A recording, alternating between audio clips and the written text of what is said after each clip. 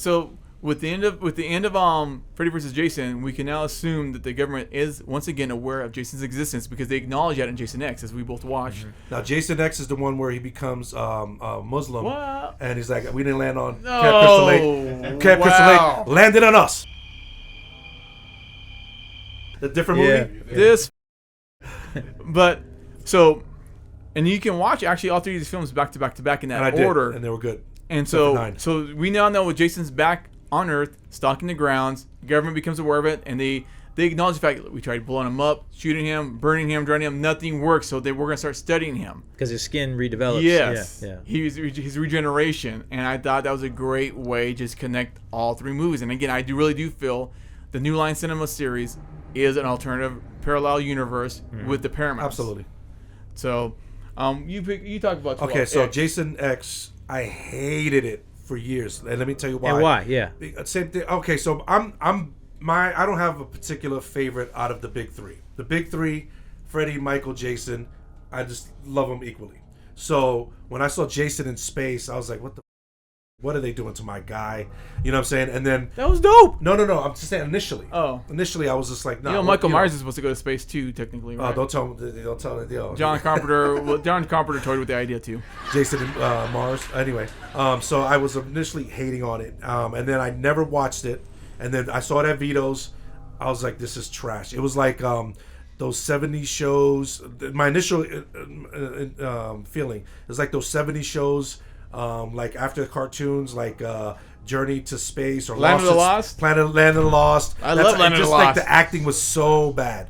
No, it wasn't. So like, you know what I'm saying? Like, and then like eventually, I just said, I'm not gonna take this shit too seriously, and I just enjoyed the ride, enjoyed the kills. It was like Jason, kind of like in Aliens universe, where he's taking on the Space Marines and he's up, and they have probably like the third or fourth most iconic kill in the whole franchise is the when he smashes the face. Ice, yeah, that part. That's amazing. You know what I'm saying? And it really grew on me, and so I had it at the bottom next to 5 and 9, and now it's like somewhere in the middle. I'm digging it. So I thought it was. Okay, I'm gonna jump in there. Go ahead, please. It's all you. So I saw it in theaters. I loved it. I thought it was a student of the Scream era because I thought they took the humor and self-awareness and meta aspects of it, right? Which was fine. I think is what that series needed at this point. It's a celebrated series. There's nothing wrong with having that approach to it. I thought the characters, they were fun. I liked them. I put them on par with CW characters from any CW show. I like CW shows, so say what you will about that, but I thought they were great. It was fun. It was fast-paced. I liked the fact that they moved the story forward. I like the fact how, they did something different. Yeah, they did something different. Like you, I was kind of like in space. That sounded kind of corny, but when I saw it executed, it made sense. It takes place 300 years in the future, or maybe 300 years, or 200 years. They're on a space station. He's coming back. I thought the special effects were great. I like how they utilized both CGI and practical effects to achieve what they did. Right. I thought the humor in it was well written and well played. I like Jason being Jason again. I like Kane Hodder being back as Jason. I think he really tied it together too because you still felt like it was something familiar. Right. I like the hologram scene. The hologram was dope, wasn't it? Yeah. Because they paid homage to Aliens as well too. They did little homages to different films. Aliens was one of them. Galaxy of Terror. Oh yeah, well, Galaxy of Terror. Galaxy of Terror, for those who don't know, it was basically proto-aliens. James Cameron worked on that as a special effects person, and then I want to say production manager as well too. And then if you ever see Galaxy of Terror and you watch Aliens, you can definitely see where all that comes from. Yeah. But I digress. Going back to Jason X, the sergeant in there, what's his name? The guy from 300. Yeah, he was dope. Yeah, he's dope in it. I'm telling you, like I hated it for years, and now I love it. Well, I'm glad you saw the light, my brother. I did. And Jason X takes place in 2455. So 400 years. Quite a bit of time. Yeah. Yep. So the music was good too. That was okay. I guess the music didn't hold up. Just like when the space is rocking and it just looks so, you know what I'm saying? Like so fake. Like, when they're rocking back and forth in the ship and it just looks so Star Trek 1963. I like that though. I don't like that. They had like the whole early 2000s fashion on there. When Star Trek does that. Yeah, exactly. Thank you. I think Harry Manafini, or what the guy who wrote the theme to Friday 13, he came back and did this as well, I believe, if I'm not mistaken. I watched it when I rebought everything to get ready for the podcast, and I had a blast watching it. It was fun. It's still fun to this day. It is, and it was kind of a holdover until they got Freddy vs. Jason ready. So this movie, they were still working on Freddy vs. Jason. It wasn't quite ready yet. There was still a lot of things that had to be done, and I think they weren't even pre-production, but this was kind of like New Line's holdover until Freddy vs. Jason was ready to get completed, made, finished, what have you. They weren't ready yet, so this was kind of like the holdover for fans. And I think the movie was actually made in 2000, but they held it over for like 2 years and put it out 2 years later in 2002. Did New Line do the same thing with House of a Thousand Corpses as well? No. House of a Thousand Corpses was actually owned by Universal Studios. Oh, okay. Rob Zombie bought that movie back. Well, no, I mean like in terms of it being made in like. It was okay. House of a Thousand Corpses was made in 1999. Universal didn't want to put it out, so after a couple of years, Rob Zombie bought the rights to his own movie back, and they put it out with Lion Gates. Oh, okay. That's how that happened, and it worked out to Rob's favor. Shout out to Rob Zombie. Love your work. Yeah, but so now I'm good with Jason X. It took a long time, but now it's just fun. It's mindless fun. It is. It should. I mean, these are all popcorn films. They should be mindless fun at this point. I mean, they're just monsters. There's no difference in, let's say, a Dracula or Godzilla or King Kong. Especially when you start watching like Jason, all of them. It's like when you watch the Friday 13 films, especially like the Paramount ones. Whenever Jason comes back towards the later end of the series, it's kind of like when Godzilla, like just when you thought Godzilla was defeated in the last film, somehow he comes back from the ice again, and that's how I felt like for Jason. He's more like the American equivalent of Godzilla, where the monster was contained, yet something happens, and he's released in the world again to wreak havoc. The psychic chick brings him back.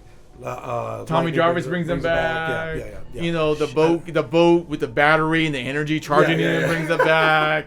And that's what happened with Godzilla. There was different dumb reasons why the dude kept coming back. Yeah. He can never be stuck in ice forever. So do you think that it by 9 not showing that, do you think it hurt 9 or he's alive like nothing happened? I will concede the fact that even though I liked he did something different, I will concede to the fact that yes, the fans after so many years of not having a Friday 13th movie and getting what they got, I can see why they hate this movie. Now for myself, here's what the director said, and Jason Goes to Hell, and I agree with him on this. If you want more of the same, there's 8 other movies that came before this film. You can go watch it any other time, but wouldn't you want to at least get something different? And I was cool with that, but that's just me because the execution wasn't there for me because really, you didn't think the shoot scene in the diner was dope? That shit was tight. I mean, there's some good kills, but it's just all in all, it's just not fun to me. I don't know. It's just too. Which one's this? Jason he's still on this. Jason Goes to Hell's bad. Well, it is. No, it's not. What did you think about Jason X, Mike? I love the shit out of that movie. It's fun, funny, corny, cheesy. Yep. Most of those actors were from Canada, so I think that's saved including there. One of my favorite directors, David Cronenberg, who did a guest appearance on there as well. He was a doctor. He was the doctor to general in the very beginning. He says, "We'll take over this." He got it in the Jason threw something at him, right? Yep. Yeah, that's right. The Jason X budget, $14 million. And I want to say that was 17. I want to say it was the first all digital movie, like digitally shot. I think. Well, they did both. They did practical with digital. So in order to really get the best of both worlds, they used the CGI to help kind of smooth over the practical effects to really get what they wanted. Right. And I thought that was really smart of them. That was the first time where I noticed because in the early 2000s people were doing all CGI, and I think that was really smart to be like, we're going to utilize both. We can do this and use the CGI to smooth it out. So. Yeah, it made $16 million. But the only problem was $2 million. Yeah. But the purpose of it was just to hold people over to Freddy vs. Jason. They just wanted to throw something out there, so when Jason and Freddy comes, it wouldn't have been that long of a drought. Right. You know, so it was a calculated move, and $14 million in 2000 is low budget. That's $14 million. That was low budget. One of the girls from, I think the one that played is it Janessa? Anyway, she was cyborg chick or no? No, she was the one who goes, "This sucks, man," and she gets blown out the ship like in Resurrection. She was saying that Jason X isn't afraid to be Jason X, and that's my opinion of it. Right. It's just fun. Like once I realized that, when he goes, Up and have Remember a when good time. Jason stabs the general dude and says it's Yeah. going to take more than that to put down this old dog. So Yeah. Jason hits him again. Yep, Yeah, that'll do it. Yep, that was The it. kills were fun. It was. The stuntman broke his nose on that, when Jay grabs the ball-headed dude and slams him against the wall. That was a stunt guy busted his nose. That was on that, Damn. what was that, laser tag they were doing? On Yeah, I like that scene. It was fun, dude. Yeah.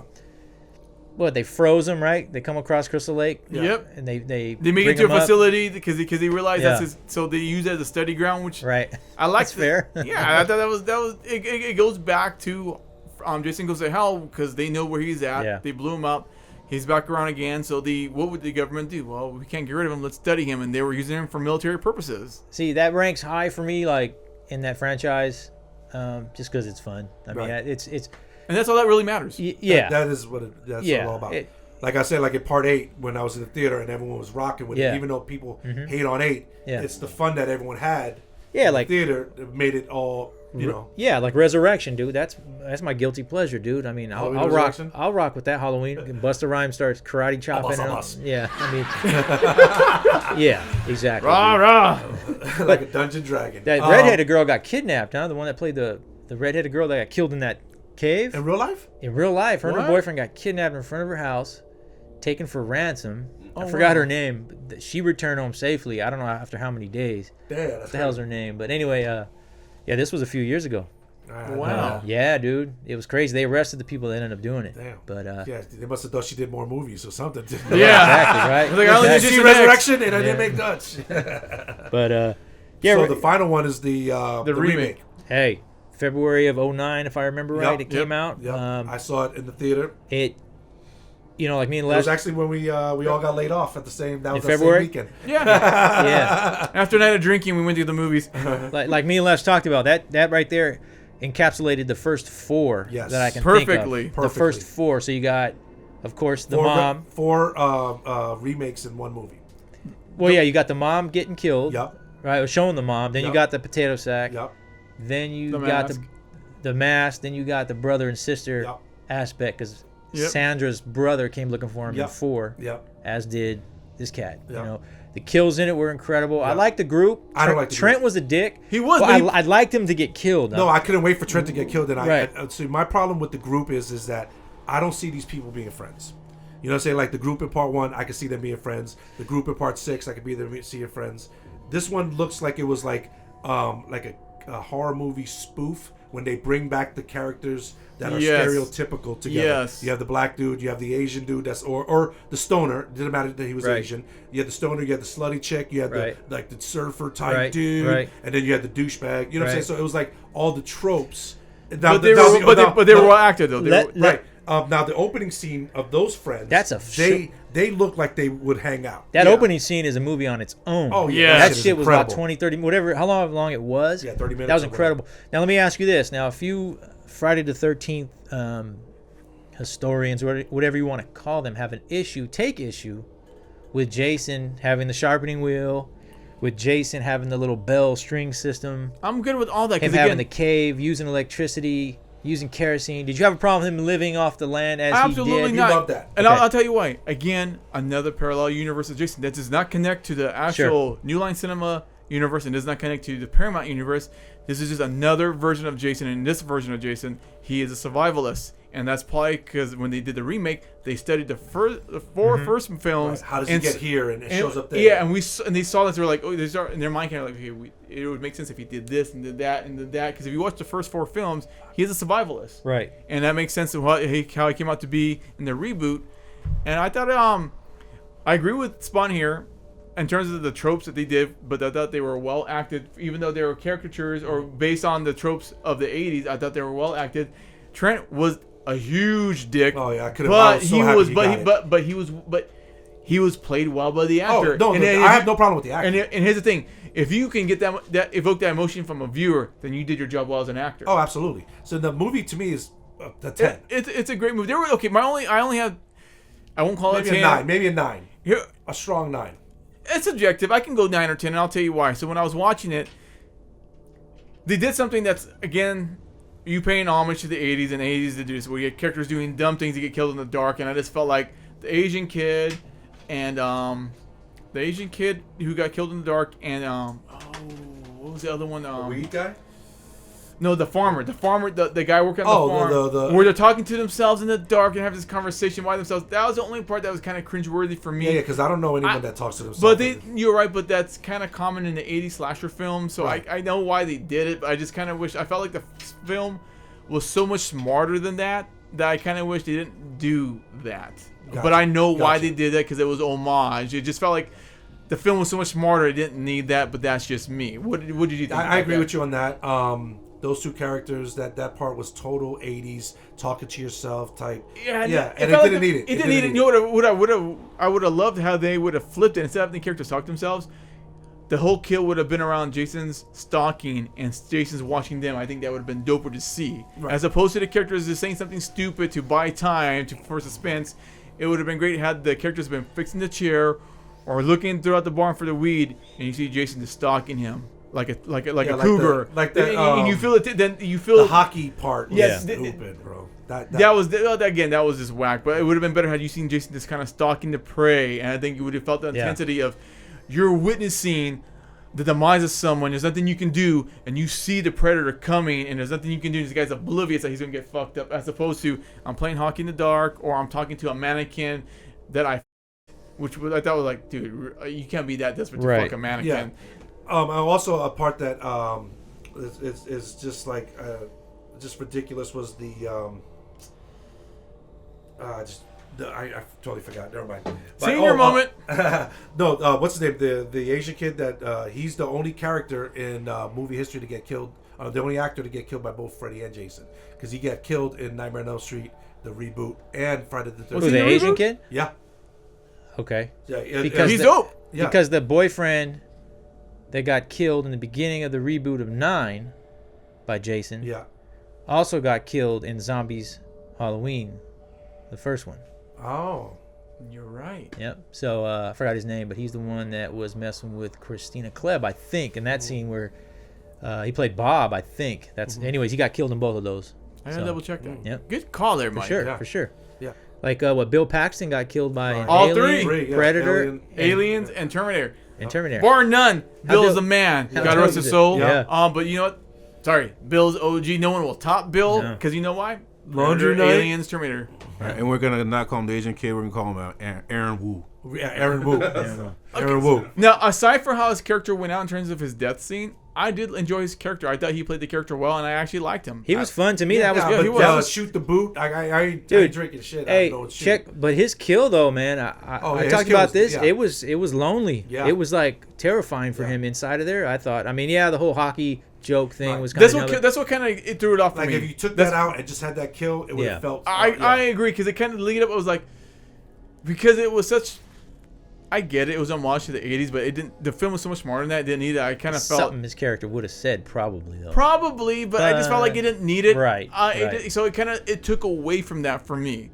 Like, and again, the same thing with the weed selling farmer hired assistant dude. Like him, I would have done better. That scene was very Rob Zombie to me. Yeah, kind of trashy. I can see it. Okay, I can see that. Now I like the kill where the dude's on the boat and the arrow hits his head. Yeah.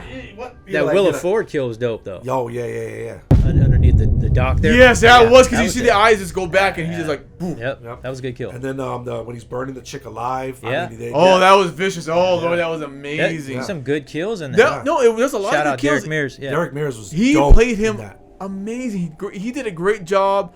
It was, I mean, and again, he showed that he was the right guy to have the torch passed to from Kane Hodder to Derek Mears.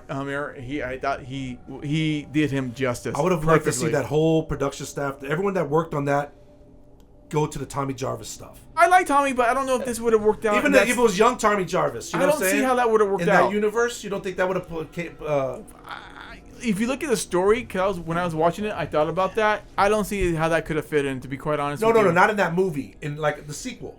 Well, no. If they had a sequel. Yeah. No, I'm talking about if they made a sequel. I don't know how that storyline could have worked out, to be quite honest with you. They could have flipped it the same way they flipped all 4. I don't know. I'm not gonna lie. It's a hard sell for me. All right. I see where you're going. I can appreciate that. I thought they could have pulled it off. I thought they did such a good job on this. I think they could have pulled it off and done a new well, chapter. hard to say because technically Jason was already done. We don't know him coming back was a hallucination or was he or is he really supernatural? We don't know. And if he's really supernatural, nothing Tommy could do could defeat him at that point. Then that's why I'm like, I'm not sold. Thanks, but no thanks. Right. So. And what are we waiting on? Another sequel to that one, then, right? That's no. I think it's done. They were supposed to. There's so much stuff going on with that franchise behind the scenes. People trying to get it, getting it, losing it. It's just ridiculous. Victor Minor just recently was awarded. Something happened legally in the courts, and he gained X amount of rights back to the film because he co-created the characters. Even though he was technically a hired hand, he was hired by Sean Cunningham, who was the producer and director of the very first movie. I'm going to hire you to write a story. Well, I don't know the legalities about that, but I went back and forth, and Victor got his character creations back. So there's more legality on that, which really screwed up fans of the video game. I enjoyed the Friday 13th video game. One? Yeah, that was actually really good. Because of the legality surrounding the whole ownership now, that game gets we no longer got Jason X as a DLC, and I don't think there's any more updates. I think they might do some minor updates for some bug patches, but again, that game's pretty much done. It's only being kept alive by the community of players. What about the franchise? You think there'll ever be another? Oh, there'll always be another. I mean, they've been trying to get one off the ground for the last 5 years, but where would you go, Mike? If you know what I'm saying, like, where would you take it at this point? I would take it. Well, I would definitely take it off the 09 one. Take it from there. As far as story-wise, I don't know. I'd have to think about that, but I wouldn't do another reboot on it. I would reboot. Well, I would sequelize that 09 one. Yep. Now, would you have them go through the caves and all that? Well, it's already established, so you kind of. I didn't have an issue with that the way a lot of people did. That was dope, huh? It was. I thought it was good. I mean, what about him coming out of the water at the end? What did that mean as far as supernatural wise in? Well, the thing is, I thought it was just like an homage. To but you can 1 and 2. But 3, again, but it's still on celluloid, so you have to acknowledge that. So is he really supernatural? And now, has anybody watched the Victor Crowley series? Hatchet. No. I've seen him. Okay, so Hatchet is a ghost in flesh, meaning you can feel him, you can stab him, he'll bleed, but he keeps coming back because he's a damn soul that's a ghost in the physical form. Is Jason something similar to that? Those are okay. The Hatchet ones. They're dope, actually. I like Victor Crowley a lot. It's part 4. I would definitely go keep it at Crystal Lake, whatever you do. Yeah, absolutely. Well, you have to. You don't want to. You don't want to go outside the rules because then it's not going to be Friday the 13th, and I think that's the challenge. You know what I mean? You can only do so much. Freddy vs. Jason was good at that. And yeah, he did go to some neighborhoods and cornfields, but they always brought it back to the lake. But they were smart how they had to do about it. They were smart how they got him out to somewhere different. They were smart how they had to bring him back. Sure. So, good stuff. Yep. Well, you know what? Any other thoughts? Because we're going to have to close it out. I'm going to end it with a horror dad joke. Go ahead. Fuck me. Well, before you get your horror dad joke, New Line Cinema, can you release the damn sample so I can drop a song? I hit you guys like 40 times on the sample. Dream Warriors? Dream Warriors. You guys want to get back to me? Yeah, stop being dicks, assholes. Just release a sample. It's a fire song. I can make a lot of money. We'll all make a lot of money. Let's make it happen. Yes. All right, go ahead. All right, dad joke. Okay, what did the priest tell Linda Blair when he saw bugs in her hair? What? The power of lice compels you. The power of lice compels you. Please edit this shit out. But before we go, shout out to our podcast, Mill Mainly. Shout out to Metal God, Nuck Nucks, T Dot. And that's us. Well, did you want to do any shout outs? No, you did it already.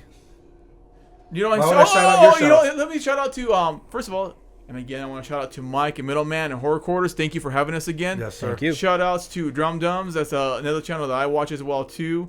I love his breakdowns. And again, if people don't know, shout outs to people that I'm fans of or I'm friends of that, hey, this is a great community to be a part of. Yes. You know what I mean? The horror community is the best. It is. And you should always give shout outs to your brother, and because we need the support. You know what I mean? That we only really truly have ourselves. It's because of us things are getting made. No one has a deeper or rabid fan base. It's because of us they see value in these products and these properties that we love. And as long as we stick together, there'll always be someone who wants to make something for us. Right. And when I decided to get this podcast going, I know me and Brian have been talking about it. Right. this is exactly what I envisioned, because it's to learn. You know what I mean? And you cats and everyone less that come in here, it just feeds into like more shit. You know, now I'm gonna go watch more shit again and stuff I haven't seen. And I want to learn more. And that's what it should do, because like whenever you have interest, for anyone who watching this who has interest, and I'm the same way too. I'll see things where I'll hear a different perspective, and I'll go back and I'll do my homework again because I want to see what they're looking at. I may not agree with everybody. You're not supposed to, because art's subjective. Right. But what I do want to hear is different perspectives, and let me see it from their angle. Let me see what they're seeing at, and it always makes it fascinating. That's what gives these movies so much longevity, and it's great to see all these different perspectives. Yeah, because Halloween is, not Halloween. Friday the 13th just turned 40. Is going to turn 40. Yes. In May. And I think of all the generations, we were the luckiest ones, because the 80s we established what the modern horror film should be, and these are the gold mines. These are what people keep coming back to, even in modern times. Yep. To be scared, say it's like a roller coaster without leaving your couch or the thing. I mean, it's a beautiful thing. And I'm part. I'm a big Star Wars guy, big wrestling fan, and all the fandoms, they're the horror communities, the nicest. They're not the douchiest. No. You know what I'm saying? It's like a lot of the wrestling fans douches. A lot of the Star Wars fans straight up douches. Is that right? Oh yeah, absolutely. Linda Blair was super sweet when I met her. The whole cast of Dream Warriors, Nightmare on Elm Street 3, they were super chill. We just chopped it up right there. I mean, like they're, out of all the people, I met some really dope. I'm not talking about the wrestlers. The wrestlers, a lot of times I've met real life wrestlers. They're fucking great. I'm talking, and the same thing with the horror actors. But even Mike, I watch your channel, Mike, quite a bit. Thank you, sir. Oh, you're the one. No, I watch it. You've mentioned that when you go to the cons, some of these actors can be kind of dicks to the fans. It's like, you are here because we have love for you. That's you. I mean, I don't know what you're doing after your career, but there are people who love you for what you did and will always hold you in high esteem. Don't ever shun those people, because they're coming to pay to see you. Yep. Exactly. You're celebrated. Most of us will never get to have that enjoyment. Shout out to PJ Souls, because she's by far just the coolest. The coolest. Is that awesome? Totally? Yeah, totally. Yeah, she's Linda, so cool. Yep. She's the best. Yeah, she's so nice, dude. Just cherish the fans, because you know what? We hold you guys in high. We just hold you guys to high regards. Right. We love you, and it's just basically. How can I? That was it. You can't say it better than that, brother. I had a senior moment, but you know what? The power of life compels you. That didn't help either. Nothing there. That was well written, though. I know. That was off the top.